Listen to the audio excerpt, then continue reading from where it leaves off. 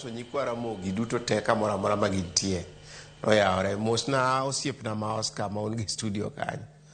An japur niang' kendo apuro niang' Muhoroni, but ma duong'e natelo ne jopur niang' duto te manie Kenya ka kaka jagoro margi maduong'. Omiyo kawuono amor kabisa kabiro e studio mondo watwak e weche mag apeini ma bende osebedo ka chandowa kaka jopur niang'.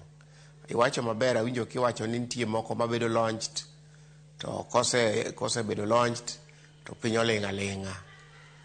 An ga achiel madwa ni wachak go straight away. Mamboleo-Chemelil-Kipsitet road en yo manobedo launched higni 6 mokalo gi Rais Uhuru Kenyatta, to nyaka sani kidhi kanyo to monegi ywagi. Contractor matimo section ma from Kipsitet to Chemelil ma en Echiang osebedo katiyo mos kabisa. Then lot machielo en from Chemelil to Kibos, then from Kibos to Mamboleo. Matende ndara no nigi 3 contractors to e higni 6 ndara ni pok orumo. Koro miyo wapenjore ni to kara ang'o matimore.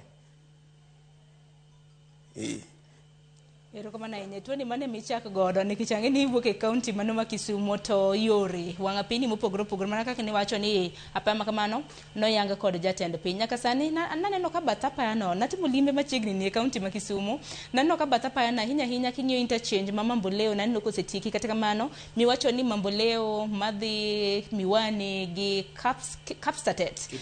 Kipsitet bende ema bath Apaya no moko poko tiek gere. Wacho ni bathe osetieki to nus mare bende poko tieki. Dibed ni to nitiere kanya kata mnaka poka biro ir Oscar.